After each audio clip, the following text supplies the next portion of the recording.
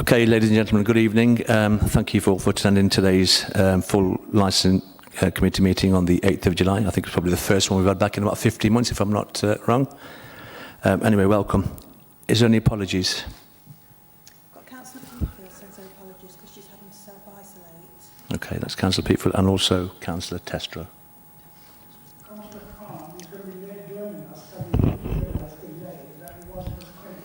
Okay, that's fine. Chair. Sorry, Yes, Councillor Pattison. Sorry, Councillor? Councillor Pattison. Councillor Pattison. Yeah, okay. And Councillor Potter, sorry. And Councillor.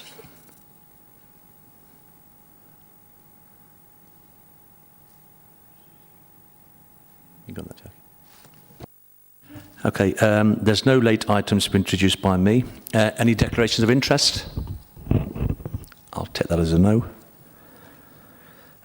Minutes of the last meeting held on 18th of March 2021. Yes, Councillor Holmes. Can I just ask a question on the meeting, the minutes, sorry. It says at the bottom, the notes, that we would be receiving a COVID report at the next meeting, which is this one, and we haven't got one on the agenda. Can I just ask why? If I could just come in, Angela Rawson's not very well, hence that's why she's not brought the paper with her. So we'll try and cover it at the next meeting. That's all okay with everybody? Okay. Can I just raise an item on the minutes from last time, please, Chair, as well? It was in relation to 33/20 on page 3 to do with the Gambling Act and the report that you received last time. You probably won't recall, but we talked about an 8-week consultation period as part and parcel of that report. Subsequently, we've taken some further advice from colleagues in the consultation team who have advised that that ought to be a 12-week consultation. So we would be requesting that we just make an amendment to the minutes and that will be a 12-week consultation period, not an 8-week one as stated. Yeah, I do remember you mentioning that on last time. So are we all in agreement with that amendment? Is that okay with everybody? Agreed? Thank you. Councillor Cooper, yes? Cooper. So on the point that Councillor Holmes made about the update about the COVID report, I appreciate that Angela's not well. Is there not anyone else within the council that could have given us that report, like line manager or colleague even? Yeah, I think when we talked about this last time, Chair, I think we were obviously still in the middle of COVID. We are almost at the back end of COVID now, but nevertheless we are still in COVID. I think it probably would be better if we left it until the next meeting, I think, to set out a more complete set of information so we can understand perhaps, you know, I suppose the comprehensive nature of the impacts that have been had on businesses. So we will bring a report, but it will be now for the next committee. Thank you for that, Michael. Minutes of the last meeting held on 18th March 2021. Everybody happy with them? Read them? Move them, Chair. Yep. Do we have a seconder? Thank you. Councillor. Over to item 5, Statutory Taxi Private Hire Vehicle Standards, National Register of Taxi and Private Hire Licence, Revocation and Refusals. That's over to you, Michael. It is, yes, Chair. Thank you. Yeah, unfortunately, Mrs. Rawson is not able to be with us this evening, so I am doing both reports this evening. So both the reports relate to legislative provisions that have enabled the Department for Transport to issue some statutory guidance on new standards for taxi and private hire vehicle trades across the country. The guidance is described as the latest step to be taken to reduce the risk of harm to passengers and to help improve consistency across local authorities, and represents a significant change in the way in which local authorities will licence drivers, vehicles and operators. So licensing have received a couple of papers in the past on these new standards. So I'm not going to sort of dwell too much on what they say in their entirety, but focus on the couple of issues that we want committee to consider this evening. So as a licensing authority, we're required to be satisfied that those holding a hackney carriage and or a private hire driver's licence are fit and proper to do so. And you will be aware of the measures that are currently in place to achieve this as part of the licensing process. Individuals are expected to disclose any information which may affect their application or renewal.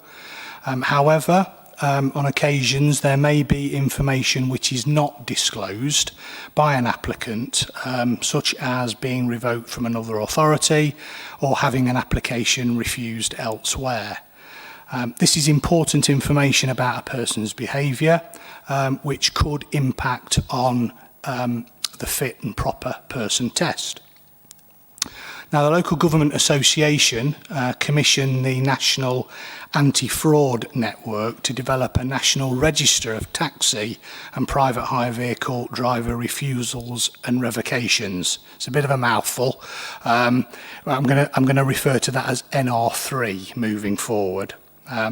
So that register is increasingly being used by local authorities and provides missing information.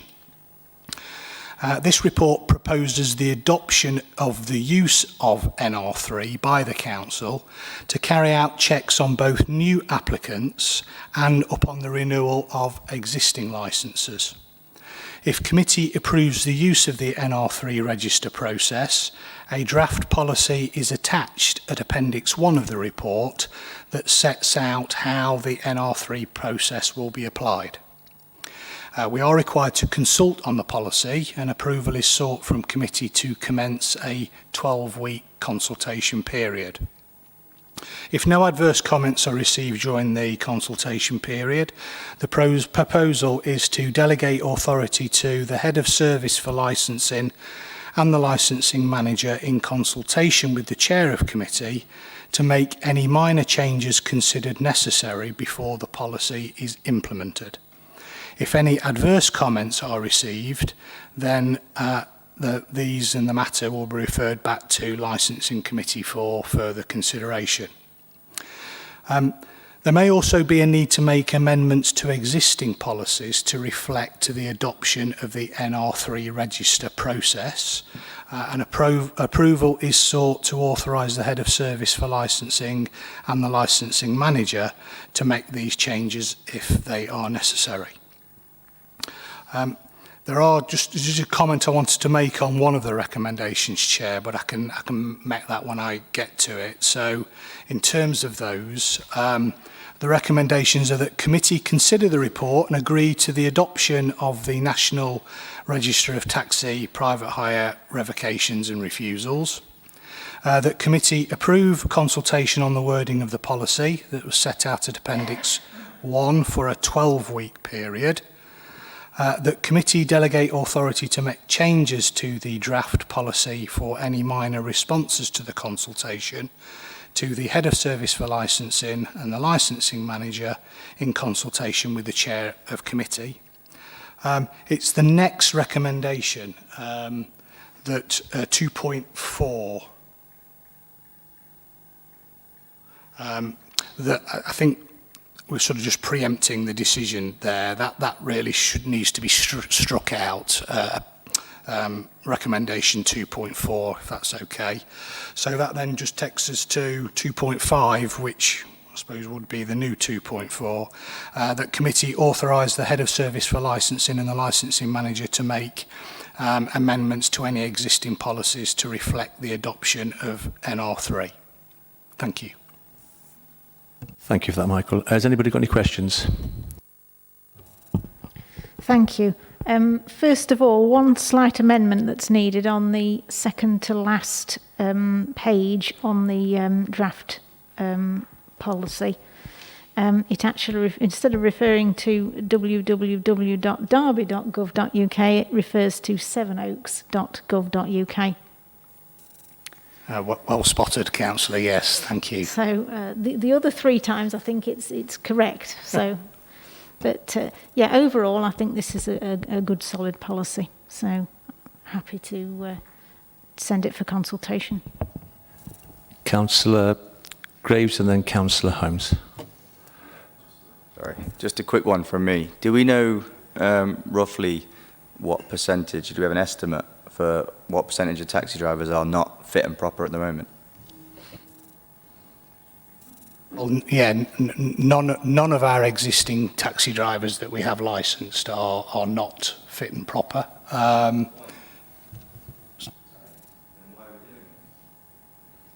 Well, this is aimed at new applicants, and this is also aimed at existing drivers, existing licensed drivers. The point is that sometimes there are individuals that do not declare all of the information that they need to declare as part of the application. And this is just another tool that we have in our toolbox, you know, to be able to not only just check on individuals that are applying to us for licenses, but as part and parcel of this process, we will also upload information onto this national register of people who we have refused or we have subsequently revoked. So it's an information sharing process, really, that all local authorities are being encouraged to sign up to. Yeah. Just put your mic on. Yeah, I mean, I understand that. I just think what I'm trying to get to the bottom of is that we're not going to end up discriminating against people that are obviously trying to drive taxis in Derby legally. And then the other side to that as well is, you said there are some people that aren't honest when they fill out their applications. And if that's the case, then do we have some taxi drivers in Derby that are not fit and proper that we just don't know about? I suppose to answer your questions in the reverse, so that last one you've just asked, I suppose technically yes, there could be, which, you know, may subsequently, well, they do from time to time come out of the woodwork. In relation to your first question,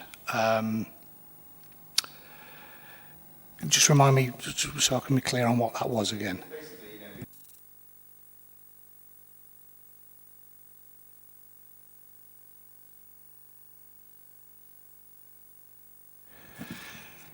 That's not really what this report is about. You know, we have processes and procedures in place in terms of the penalty point system and previous convictions. The first question I think was about penalising people who are honest. This won't do that. This is aimed at those people who try and obtain a licence either here at Derby when they've been refused elsewhere, or who have been refused here who then subsequently go on to try and get a licence elsewhere in the country. So it's certainly not penalising people who have got no issues. Thank you, Michael. Councillor Holmes. Thank you, Chair. I've got a few questions, sorry. Firstly, maybe this one for Olu. The 12-week consultation period, is that written in stone? Can it be shorter, or does it have to be 12 weeks? The 12-week consultation period is what our own corporate policy says we will always aim for, so that effectively if we do it for a period which is less, we have to have a very good, a justifiable reason to detract from our own policy. If that reason, if no such reason exists, then clearly we leave ourselves open to challenge. Why are we doing it for a lesser period? What about those who perhaps would have been disadvantaged by not being around for what would have been had we gone to the full max of 12? You just have to be careful to ensure that if you have a policy, you comply by it. Otherwise, you create a vulnerability. Okay, so I'm just mindful that the next committee is in 10 weeks. So therefore, this will go on to the committee after that. It just seems like a really big delay to get this out, which I think it's very important to get it out. But if you're saying it's got to be 12 weeks, then it's got to be 12 weeks. But on that matter then, so on 4.9, where it says if there are no adverse comments, if there are adverse comments, it will be referred back to licensing committee. So that, if there were adverse comments, that could be, again, another delay. And it could go on for another 6 months, really, from now. Can I just ask Mike, what do you mean by adverse comments? What would it justify to bring it back to the committee? I mean, I think so. If there is a significant challenge, I suppose, to anything that we have set out in that policy, you know, I would probably say that was adverse. You know, I mean, if they are just sort of minor tweaks and changes, then I think that's why we've sort of written in the opportunity and option for us to delegate down them to officers in the chair to sort out. So it's those significant challenges or concerns about things that we've set out in the policy, fundamental, you know, sort of what we're proposing or how we're proposing to do something that I would say would be an adverse comment. Okay, thank you. Are we also speaking to authorities that in our vicinity? So the more likely authorities that the taxi drivers would go to, so say the Gedlings and the Wolverhamptons, do we know if they're progressing with this, or you know, because to make it effective, obviously, as more authorities that are involved, the better. Do you speak to them? Do you know, have they done anything about adopting this or in the process of doing it, so that we can team up, stop this locally? Do you want me to take that? Yes, I can do, yeah. Chair, if it helps, on that point, it's an expectation by the Department of Transport that all licensing authorities, unless they have good reasons not to, will adopt these recommendations. And so it may be that every local authority is at a different point in its journey, but ultimately all licensing authorities would be expected, unless they've got good cause not to adopt these as well. Okay, thank you. Just one more, sorry. Can you just clarify, it's on a paragraph, it's not got, the paragraph which starts, this authority will disclose information relating to a revocation or refusal. The point I'm trying to make on this is, it says, where the reason for refusal to grant or revocation relates to a conviction which is outside the guidelines, the information will not be disclosed. However, in every case, consideration will be given to the circumstances. So, does that mean then that if convictions are spent, in inverted commas, that we will not disclose those convictions, even though on the application form, we ask for all convictions rather than just identify the spent ones? So will it literally only be the spent ones,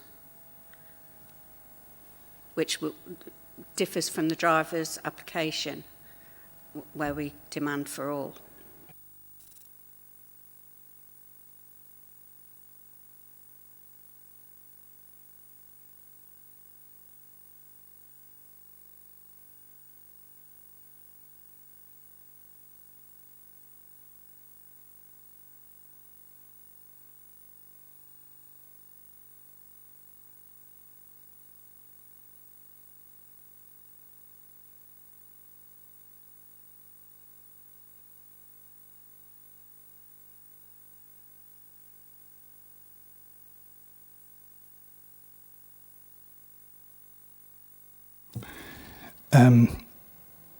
Yeah, I mean, this is yeah, like you say, so it's all about disclosure. So this is about what information we will be providing to another authority should they request that information from us. I probably just need to go away and have a bit more of a think about that.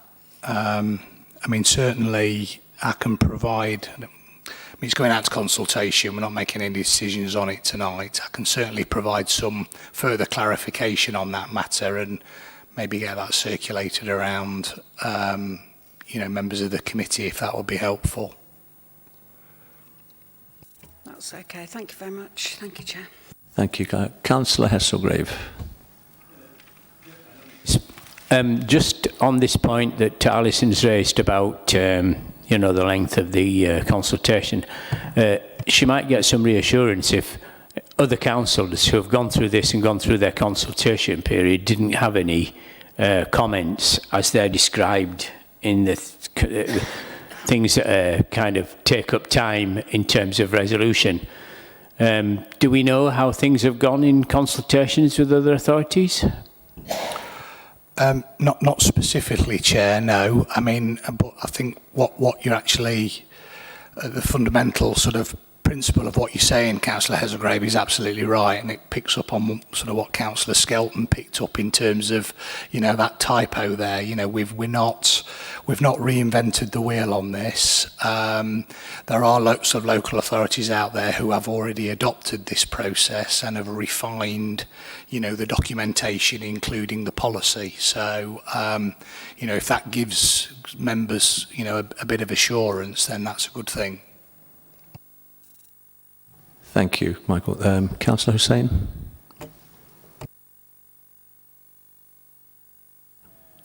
Thank you, Chair.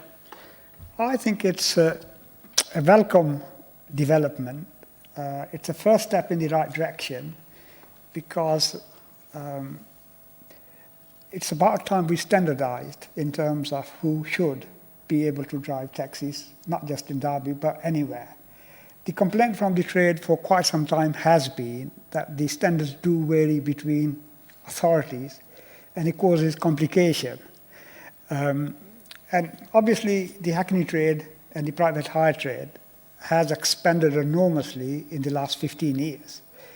And we need to establish an actual register that once a person being declared or deemed to be unfit for being a taxi driver, then that knowledge should be shared widely so they don't get through some loophole in another authority. Broadly speaking, most of the standards which are set out here, after reading the report, I think we probably meet those standards anyway, because Derby's been fairly diligent in setting standards and monitoring standards in that respect. So, broadly speaking, as I say, I welcome this paper. And after we've consulted with the trades, if there are bits which are pointed out, which might not be that apparent at this stage, then we can consider those when we get the feedback from the trade. So, once again, I'll say I welcome this paper, and I agree that the recommendation set out ought to be approved. Thank you, Councillor Hussain. Councillor Bettany. Just a quick question, really. If some driver from Derby under Derby City Council was deemed as unfit, would that information be sent to other councils, or would it only be given to them if they asked about this individual who had gone somewhere else to get registered? the way this process works is that when we adopt this process, as well as going and interrogating the register, we also upload information into the register. So if in that scenario that you're describing, councillor, you've got someone who has not been given a licence here in Derby or has been revoked, we would then upload that person's details into this register, and it would be for other local authorities to make the checks against the register when they get individual applications. So that's how it works. Councillor Cooper. Thank you, Chair. The item put in front of us today suggests that this has been a year in the making already. The government have asked this to be implemented within a reasonable time, I presume, but could we just clear up if there is any time frames, or if the department from the government have got in touch with the council explaining that they expect when this should be implemented, is my first question. And no specific timescales have been set out. The Department for Transport are just keeping their eye on local authorities in terms of how, you know, they are going with considering the proposals that were set out in the standards document, and I would expect them to continue to be in contact with local authorities to get an update on you know, on where they are all at. You know, we have had one inquiry in which we have obviously responded to. So yeah, they'll be keeping their eye on all local authorities to ensure that the proposals are considered. Do we have any more speakers? Councillor Cooper again. Thank you, Chair. Back to the point that Olu raised to Councillor Holmes's comments earlier about the consultation period. Just want some advice really from Olu. Would it be reasonable if we wish to reduce it and change that 12-week policy, which is normal, would it be reasonable in regards to how important this item is, and the fact that the timescales that Councillor Holmes has quite rightly pointed out are seem to be expanding that that period this is implemented? Would that be reasonable in your view if there was a challenge? My personal view is that it wouldn't get us over the hurdle of not complying with our policy. I think the reality is this: if we look at what was said earlier on, we're talking about the next committee being in 10 weeks' time, which in an ideal world we'd like to get the product of a consultation back to. I think in the real world, if that were to be the case, then we are possibly talking about consultation of perhaps only 6 weeks, because consultation won't end today, and then we'll have the report ready for tomorrow. The product of consultation, as all the case law in that area talks about, has got to be pulled together. It's got to be analysed. It's got to be discussed in-house in a regulatory system like as we have in local government. There'll be briefings left, right and centre before reports are prepared at officer level, etc., etc. So it wouldn't be the work of a moment from consultation ending to getting that report ready and into the cycle for a committee in 10 weeks' time. And the shorter you make their consultation period, the further away it is from what your policy sets out, then the more vulnerable you create a situation for the council where you will be challenged. The council has a policy which is based on the public sector consultation duty. It's a standard across all public authorities, 12 weeks, so that if you're going to reduce that period, you have to have a very good reason for doing so. Otherwise, somebody will say they have been disenfranchised. And I think when you look at the case law, one thing which it always talks about is that don't bring a case to, don't try and defend a case based on administrative convenience, which effectively is what we're talking about. That won't suffice. So I think we're where we are, to be honest. I understand the need to get this expedited, but I think more so than getting it expedited is the need to make sure we do it right. Do we have any more? Councillor Skelton. Just looking at recommendation 2.3, the committee's delegating authority to make any changes to the draft policy following any minor responses to the consultation to the head of service for licensing and the licensing manager in consultation with the chair of committee. So unless we actually get anything substantial and major coming back saying we've got something badly wrong, which I suspect we wouldn't, because I think we've based this policy on policy written already by other councils that have obviously gone through the process. Having a 12-week consultation period is not going to delay it because it finishes 2 weeks after our next committee meeting, because in all likelihood it won't need to come back to committee. So I think we're kind of tying ourselves up in knots. Thank you. Do we have any more speakers on this? Thank you. Michael, first of all, I'd like to say thank you and well done for the report. Fantastic report. And you know what, if it's 12 weeks, it's 12 weeks. We've gone on this long through COVID with having to take a backseat with everything else. So it's not going to be an issue. All right. Are we all in agreement with the amendments and the recommendation, or do we need to take a vote on it? Yes, Chair, I agree the recommendations. Are we all happy with that, everybody? Okay. Thank you, Michael. Item number 6, statutory taxi private hire vehicle standards, additional requirements and criminality checks. That's over to you again, Michael. It is, yeah, thanks, Chair. Obviously set out previously these new standards, so I won't go into sort of detail about those. This report proposes a number of changes to the licensed driver, the private hire operator and vehicle proprietor processes. There are already a number of mandatory steps in place for a driver to be licensed, which includes disclosure and bar in service check and a DVLA check. There's driver knowledge testing and sort of satisfactory attendance on a safeguarding training course.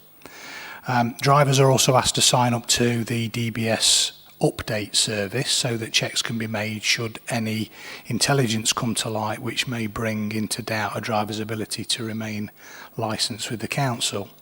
However, unless concerns are raised, the DBS and the DVLA checks are only carried out on application and renewal, which can mean a substantial period of time elapsing before further checks are made. Although a licensed driver is bound by conditions of their licence, sometimes information is not disclosed, leaving the council unaware of issues that may not have been reported to them. Subsequently, it's requested that committee approves the amendments to the driver conditions that are set out at Appendix 2, which will allow the council to access the records so that checks can be carried out at least every 6 months. So in effect, that's allowing us to be able to change the conditions that allow us to be able to make more frequent checks, essentially. So the standards also suggest that a licensing authority should test a driver's proficiency in both oral and written English language skills. Members are asked to consider whether further investigation is required to be carried out in relation to the introduction of a language proficiency test. We don't currently require that here in Derby, but there are other authorities that do. At the present time, there are no requirements for DBS checks to be carried out on private hire operators or their booking staff, all of whom will be able to access personal and sensitive data.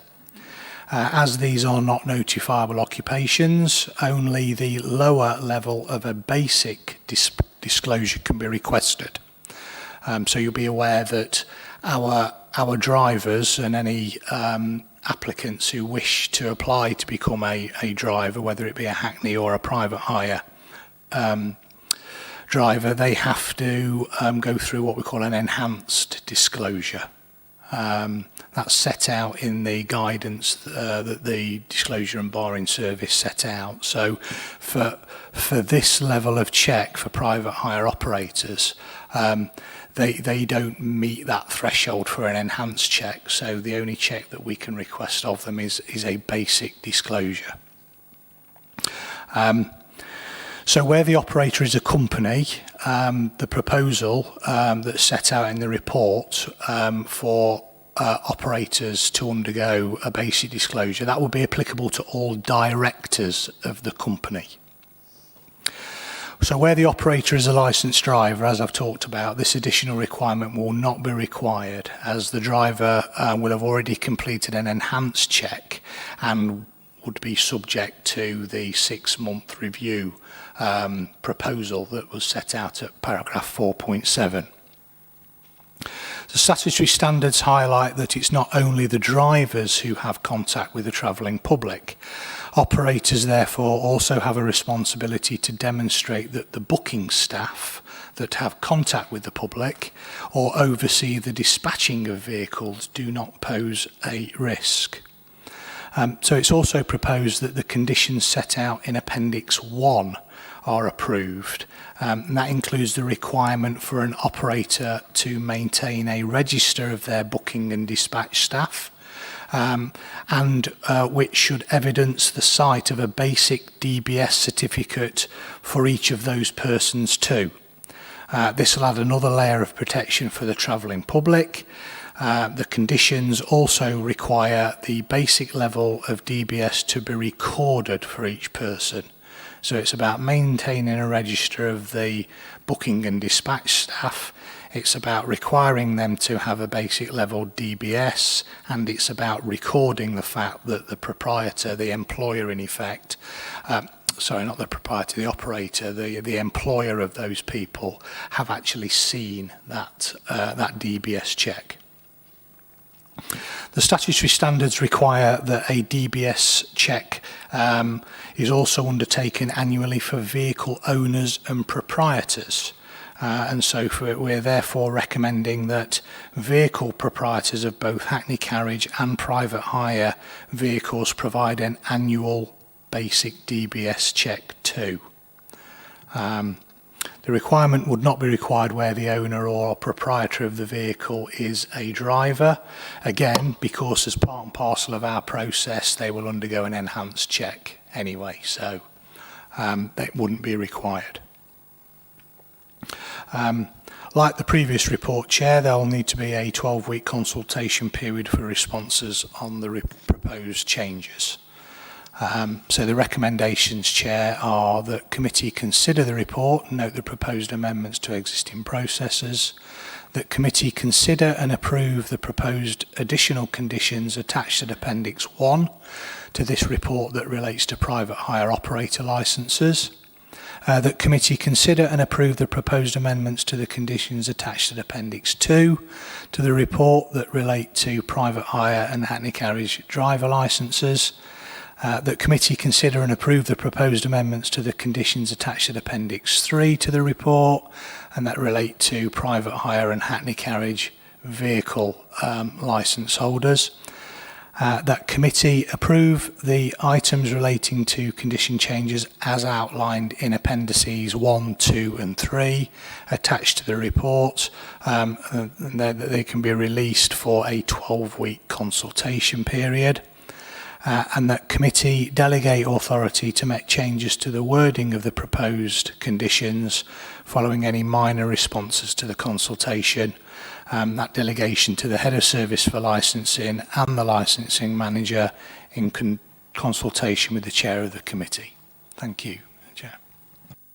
Thank you, Michael. Does anybody wish to speak on this report? Councillor Pegg first, then yourself, Councillor Sutgrave. Thank you, Chair. As Mark has said, Appendices 1 and 3 refer to basic DBS checks, and Appendix 3 is enhanced. I feel that all DBS checks ought to be enhanced, just to shore up the safety of the public. And I'd like to recommend that that is changed to enhanced DBS checks. Can I deal with that, Chair? It's not something which would be in the Council's gift to specify that, Councillor Pegg. There is a regulatory scheme and list of occupations where enhanced DBSs are permitted. If it doesn't fall within that list, then we cannot specify an enhanced specify the need for an enhanced DBS. We'd be acting unlawfully if we did that. Thank you, Olu. Any more questions? Councillor Pegg? Councillor Hasselgrave. Chair, I do think the measures in this are good, particularly because I think there's always been a kind of weak area in operators, and obviously people who work for operators do get personal information from people, their addresses, their home addresses, for example, and they might make some judgments as to whether they're a vulnerable person, etc. And it's reassuring that those people have gone through the basic DBS, and that there's a link between the fact that they took the call and the person that was actually given the job and that person that made the booking, so that if there were anything untoward, there would be a record there. And I would hope that our officers check very carefully those records to make sure that they're maintained accurately and punctiliously, so that that weak link is reduced to the minimum. I think the other thing also that they are making clear on Appendix 1, Section 42, that is recorded, that information is given, that the person driving, that they're booking, the driver that they're booking does not have a DBS, right? So that makes it clear that, because somebody might be booking for a child or a vulnerable person, and they ought to know that when they make the booking. And just one final point on 4.9 of the report.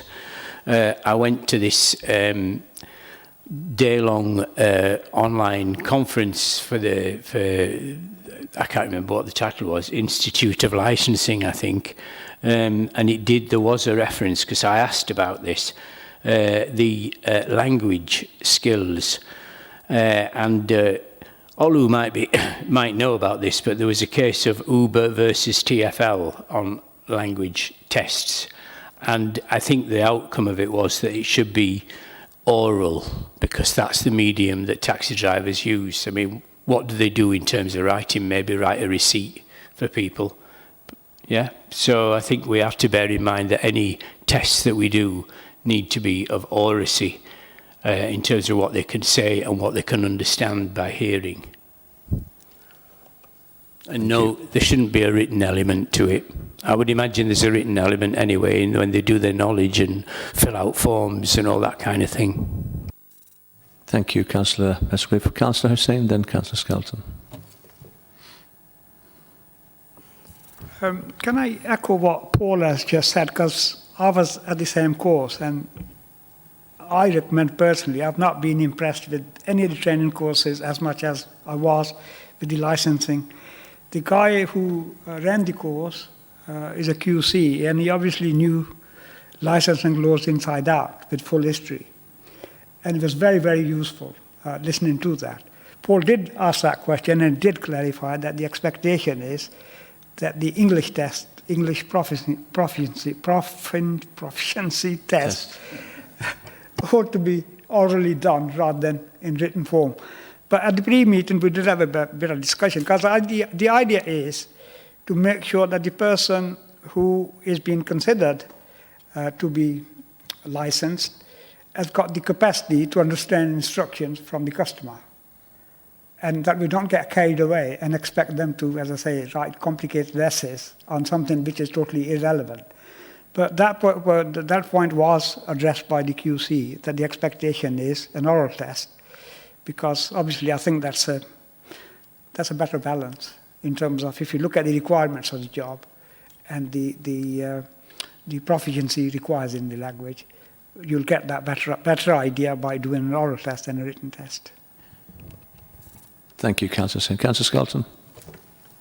Yes, I'm not sure if anyone will be able to answer this, but obviously, if someone, I think, can choose to take the sort of written test or whatever it is that they do now, the non-practical side of the driving test, the theory test, I think you can take it in a language other than English. I know you can Welsh, but I think there's a whole load of other languages you'll be able to take it in. But I expect that you would then have to have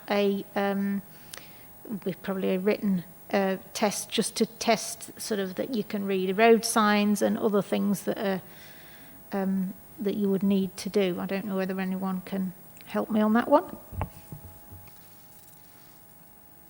No. The NVQ, Mike, do you know? Just to clarify, Councillor Scowen, you're talking about the you're not talking about a taxi related. No, when test. they do their DVLA test, I'm pretty sure. I mean, it's probably fairly standardised still across the EU as well as the UK. Certainly, when I did mine, you had to take because I didn't take mine in the UK. I had to do, I was able to do the theory in English, but then had to take a written test in German as well. So, to make sure I could understand road signs and all that sort of thing. So I presume there's the same sort of thing here. So that part of written English should already be dealt with. If somebody, say, has taken their test here,